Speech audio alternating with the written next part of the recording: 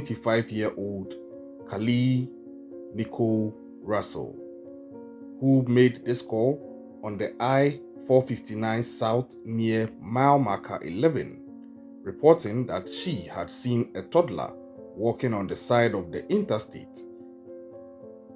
From this point on, the race was on. 911 would forward this to the police, and the police also set out to get to the scene. When the police got there, Carlee Russell was nowhere to be found, and the kid was also nowhere to be found. At this point, it was looking as though Carlee Russell was also missing. Her family were interviewed, specifically her parents, and they indicated that they were trusting God and staying positive and not allowing any negative thoughts to enter their minds. So all that they want to do is to trust in God and believe that their daughter will be brought home safely. This came from her mom by name Carlee Russell. Her mom said that they do have indication that there may have been a gray vehicle that a trucker allegedly saw pulling up in front of Carlee's car at some point as they were passing along the interstate. From this point, when authorities had gotten there, they found Carlee's wig, hat, and cell phone close to her car. Carlee's mom said since her wig came off, Carlee's hair would be braided down to her scalp. And authorities were unable to find her or the child in the area upon getting there. They also did not receive any other calls of someone missing a small child. So the mystery was on. In the process, at some time, she got out of the car, and my daughter-in-law could hear her asking the child if they were okay. So this is another account that Carlee Russell's mom was giving out. And she went on to further explain that the child did not respond, or at least she did not hear her respond. And then she heard her daughter, Carlee, scream, and from there on, all she could hear was noise, background noise in her phone, which they later found out was noise from the interstate. This came from Carlee Russell, Carlee Russell's mom. So the mystery was getting more mysterious, because from this point and with this account, it seemed as though there maybe Carlee was a good Samaritan who was trying to go out there and help a kid she had seen on the interstate, and then some unscrupulous people may have abducted her. This was a damsel in distress, a woman who has been kidnapped or abducted, and the police had to race against time. Now, after calling 911, Russell stopped to check on the child, allegedly, and called her sister-in-law around 9:36 p.m. to report the same details. The family member lost contact with her, but the line remained open, and that's how come her mom was saying that she heard all these things. So her mom went on to indicate that the last time she spoke with her daughter, Carlee Russell, was around 9:18 p.m. on Thursday night, when she left Taziki's after picking up food and was headed home to them. She went on to indicate how positive they are staying, and police later went on to say that per their investigations also, Carlee got off work the night before at around 8:20 p.m. from a business at the summit, and is believed to have stopped to pick up food from a restaurant at the Colonnade before traveling toward Hoover on I-459, where she stopped near mile marker 11 between the Galleria flyover and exit 10. So at this point, this was actually sort of a bit consistent with what her parents had said as far as where she was coming from on that night and where she had stopped on this interstate. Now, this all was happening on the 13th of July, 2023. fast forward to the 14th of July, 2023. At exactly 4:46 a.m., Carlee Russell, 25-year-old black female who is 5'4" and 150 to 160 pounds, was reported missing on July 13th. Now, the authorities at this point were saying that Russell was last seen wearing a black shirt, black pants, and white Nike shoes. Carlee has a scripture tattoo on the back of her shoulder that says, "God is within me, she will not fall, and that God will help her at break of day." So the description had been put out, and key indicators had also been put out, such that these were intended to help people identify her if they spotted her anywhere. July 14th, 1 p.m. Update. The Hoover Police Department held a press conference regarding the case of 25-year-old Carlee Russell, who was possibly abducted on the I-459. So it seemed more specific now that she had actually been abducted per the circumstances that were playing out at the time. Again, same Friday, July 14th, 2:18 p.m., another update. Family and friends of Carlee Russell held a vigil on Friday afternoon in Hoover's Lake Wilbourn community to gather, pray, and keep Carlee in the community's thoughts. The vigil was actually open to the general public.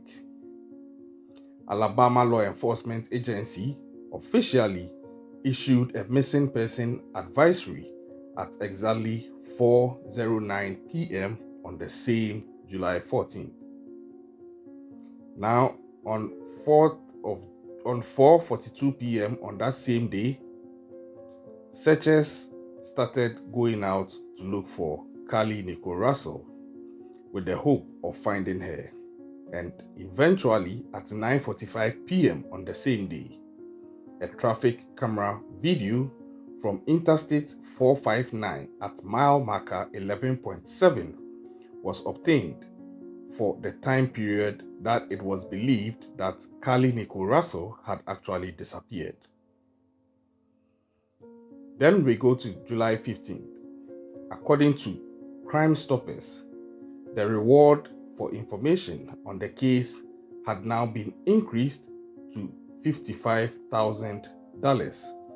Her family also said that no GoFundMe donations are needed. Instead, they are requesting that all donations be made to Crime Stoppers for the family. So you would see that things had escalated and kept building up. Same July 15th at 2:36 p.m., the Hoover Police Department released an additional photo of Carlee that may accurately depict her current appearance without the wig. 11:30 p.m. on the same July 15th, per the Hoover Police Department, the Hoover 911 Center received a call at 10:45 p.m. that Carlee had returned home to her residence. Hoover Police and Fire responded to the scene to evaluate Carlee Russell and transported her to UAB Hospital for more evaluation. More details were now being sought as and when they could become available. The next day was July the 16th, and at exactly 1:05 a.m., interviews were now being put together to establish what happened after Carlee disappeared and what was going to happen now that she's back. Family was coming out to talk about they being happy that she's back, thanking God and all, to the extent that Carlee Russell's boyfriend, by name Thomas Latrell Simmons, released a statement on social media. So, this is what he said in a nutshell. He was basically thanking God and his Lord and Savior, Jesus Christ, that everybody who shared the picture was also warmly supportive of the whole thing that had been going on with Carlee Russell, and that he's happy that she's back and that he kept his faith. So he was basically just all excited and happy and grateful, seemingly, that she had returned. This seemed like good news. Talitha Russell, Carlee's mom, also released a statement on social media, also in the same direction. But the traffic camera footage was still being analyzed at this point as part of the investigation in conjunction with the 911 call to accurately determine the time frame of the events. The 911 Carlee made remained the only timely report of a child on the I-459. So this means that up until that time, Carlee Nicole Russell actually reported seeing a child on this highway. Nobody had made such a report about any child on that highway. So she was the first, and she broke it through her 911 call. Now, according to the Hoover PD, this was that specific. So fast forward Sunday, July 16th, Hoover PD released new details regarding the return of Carlee Russell. And I'm quoting, "Since the time of the 911 call at 9:34 p.m. on July 13th, the Hoover Police Department has expanded every available resource into locating Carlee, and we believe, or we celebrate actually, with the Russell family on her safe return at approximately 10:45 p.m. on July 15th. I'm done quoting. So at this point, everybody is excited. But knowing what the police stands for, I knew they were going to still dig deeper because they needed to establish what happened. If there are kidnappers out there, we need to get them because the public was also anxious and on edge. Their safety is paramount, and the reassurance of that being in check is also key. The Hoover police said they have worked to retrace Carlee's actions from the time she left the colonnade until she called 911, and they say they are working on completing that task. So at this point in the investigation, investigators had not been able to locate anyone with Carlee from the time she left the colonnade until the 911 call was made. At a press release from the Hoover PD at 10:45 p.m. on July 15th, the Hoover PD Center received a call from Carlee's residence that she had returned home on foot.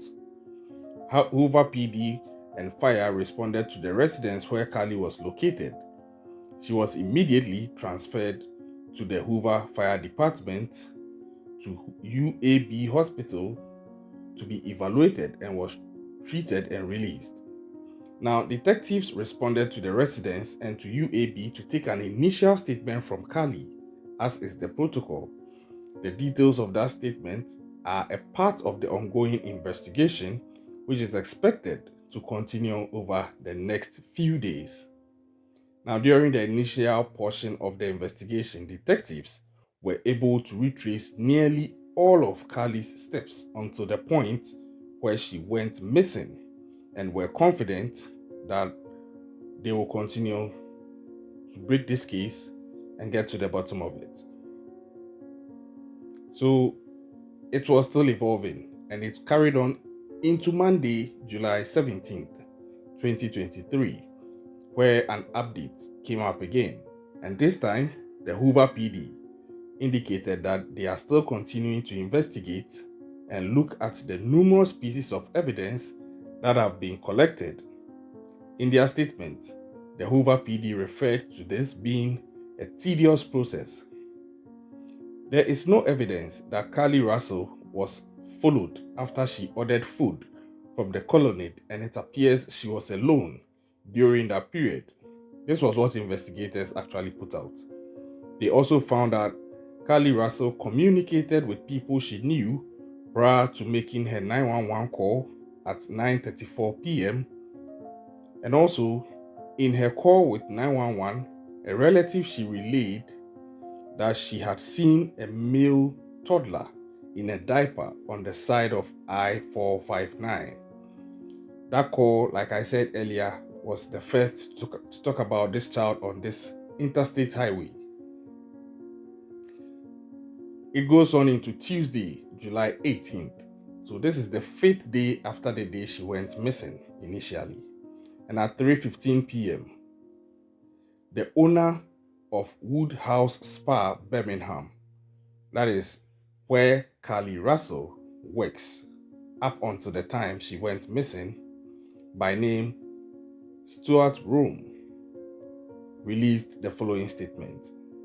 And I'm quoting: "In response, the many inquiries Woodhouse Spa Birmingham has received over the past several days regarding the Carlee Russell case, we offer the following. Our greatest concern has always been the well-being of Carlee and her safe return. Woodhouse Spa employees have been deeply impacted by the events that transpired, but are now ecstatic with the news of Carlee's return home. Our employees worked extremely hard through every tough time, keeping guests happy while dealing with the fact that their co-worker was missing.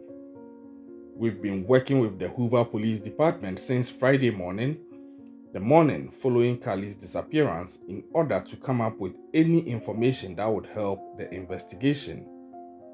Everything was uncovered is in the possession of the Hoover Police Department. We understand the investigation is in a very sensitive state and do not want to release any details that could jeopardize the investigation. Leaks, both true and untrue, can have a devastating impact on any investigation. We understand there are many posts on social media claiming certain information to be true. Some items are factual while others are not. Please rest assured that the Hoover Police Department is working around the clock to bring this case to conclusion." I'm done with my quote. So this was what Carlee Russell's employer put out. And it makes sense. But then, on that same Tuesday, there was another update. Carlee's mother, Talitha Robinson Russell, released the following statement also. I'm quoting again. This is what Carlee's mom said, and I quote: "On behalf of Carlee Russell and her family, we first want to sincerely acknowledge and thank everyone for all your prayers, reward contributions through Crime Stoppers, and all the numerous acts of kindness shown to us. We ask God to perform, and He did. We understand and appreciate the sincere concern. However, we would like the public to understand a few things. First and foremost, Carlee's physical and mental well-being is our immediate concern. This has been a traumatic experience for Carlee, and secondly, for our family. Secondly, this is an outstanding investigation, and we have fully cooperated with authorities from the onset and will continue to do so. Carlee has given detectives her statement, and hopefully they are pursuing her abductor. It will be up to law enforcement to determine what information they want to release and when they want to release this information, as to not compromise the investigation. Further, we understand there are some questions about the reward donations through Crime Stoppers. It is my understanding from the information I received when the reward was set up that any donations received that were not used for the reward will be returned to each donor. Lastly, when we initially asked for the help of the public in searching and praying for Carlee's safe return, we asked for sincere prayers, not prayers or support that came with strings or entitlement. We have not created nor authorized any GoFundMe accounts, nor solicited money from anyone. Please understand our mental state and the anguish we have just experienced, and that Carlee is still dealing with, and understand that no matter how many demands or false narratives that are produced, we will not be bullied into doing anything that will compromise our daughter's mental well-being or the investigation. Also, we will not entertain the negative social media comments with a response, so you find someone to do it. God has been too good to us and brought our daughter safely home, and we will not participate in allowing this moment to be tainted. There is one terrible and heartless hoax we want to address out of several. I received a text at some point from someone claiming to be Carlee and that she was at the Red Roof Inn. However, when my family went there and knocked doors and looked for her, and there was no indication Carlee was there, nor that she had ever been there. Any further questions or comments about the case would need to be directed to Hoover Police or the ABI. So I'm done with my quotes, and this is what came from Carlee Russell's mom. We tried to hug her as best we could, but I had to stand back because she was not in a good state. So we had to stand back and let medical professionals work with her.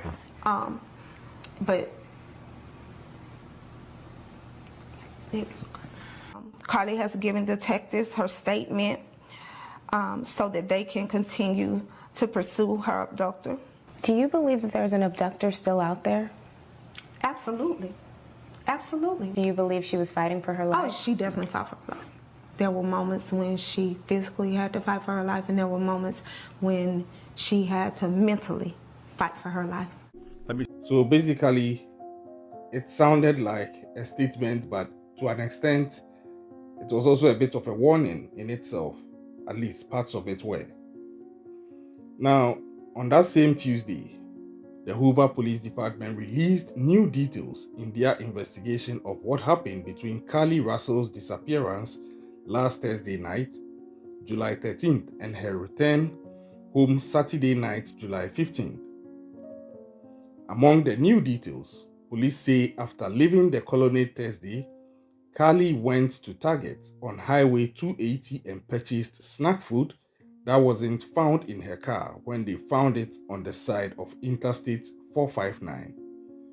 Hoover PD also indicated that they have found no evidence of a toddler walking down the interstate. They indicated further that they were told surveillance video from Carlee's neighborhood shows her walking alone down a sidewalk before getting to her home. Police also said that when first responders arrived at the home, she was conscious and speaking to them when they arrived. The police also said that they are waiting for a chance to get a second interview with Carlee. The press conference was scheduled for Wednesday, July 19th, and this press conference was really being anticipated. And when it came off, the Hoover Police Department went on to explain further that the story literally was not adding up. Some of the things that Carlee had told them, they were struggling to find evidence to corroborate. Now, this is the statement that Carlee Russell gave to the police. Detectives were able to obtain a brief statement from Carlee prior to being treated and released when she came back home.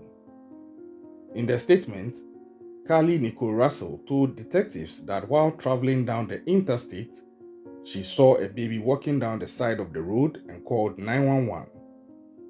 Carlee said when she got out of her vehicle to check on the child, a man came out of the trees and mumbled that he was there to check on the baby. She claimed that the man then picked her up and she screamed.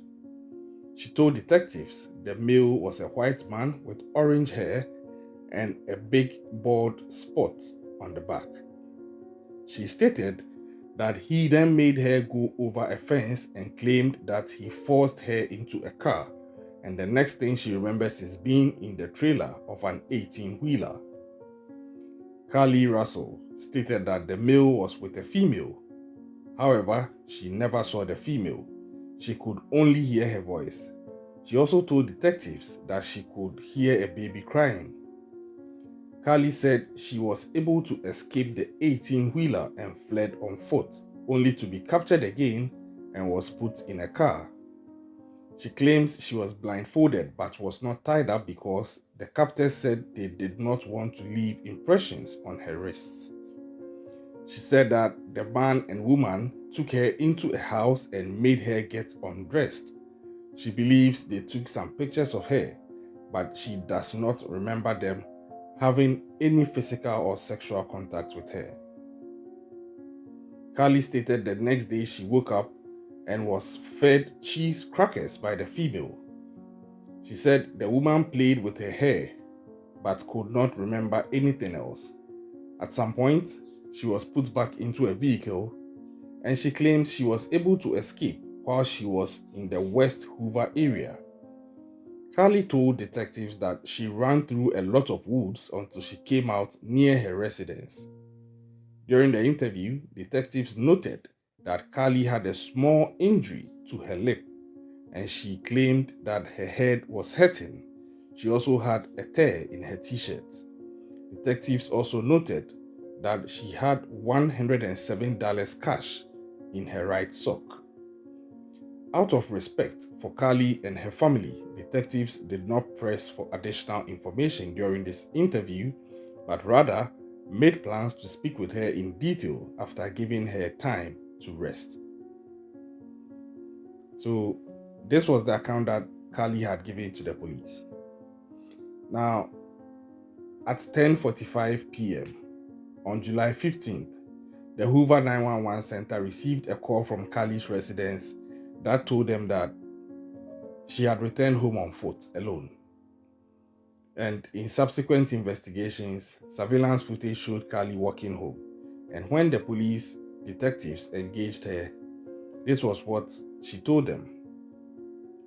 So let's backtrack a bit to look at how the search for Carlee went.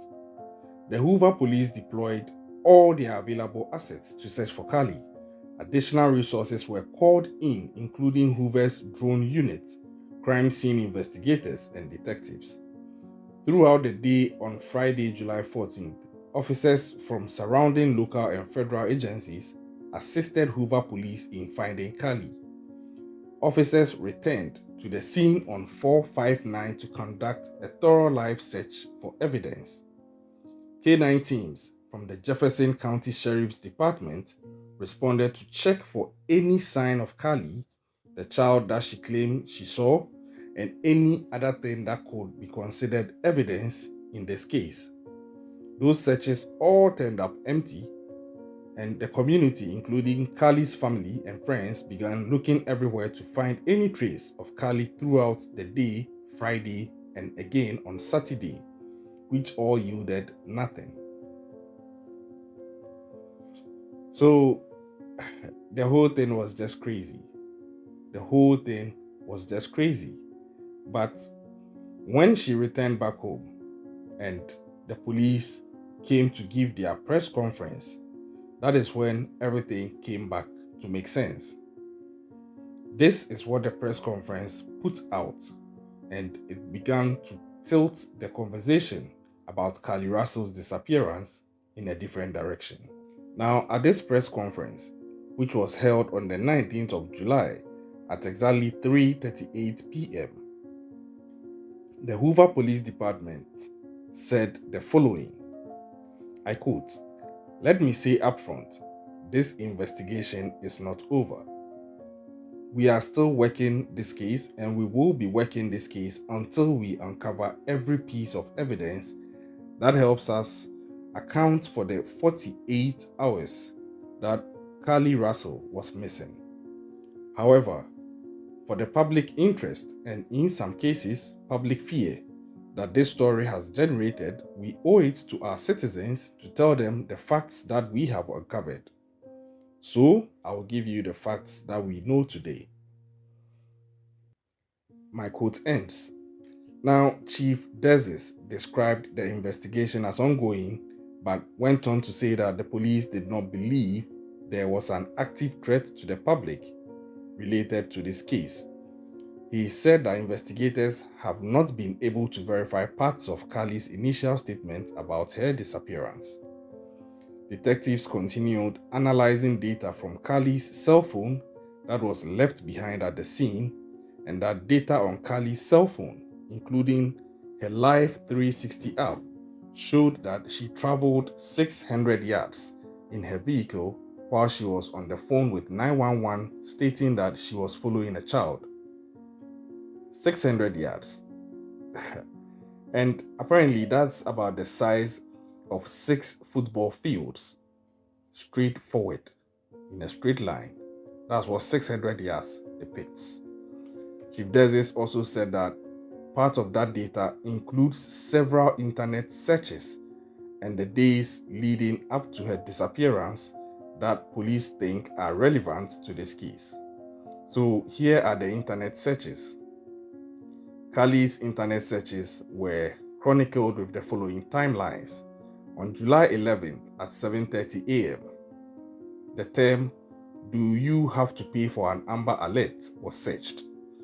July 13th at 1 a.m. or 1:03 a.m., the day of Carlee's disappearance, the term "How to take money from a register without being caught" was also searched.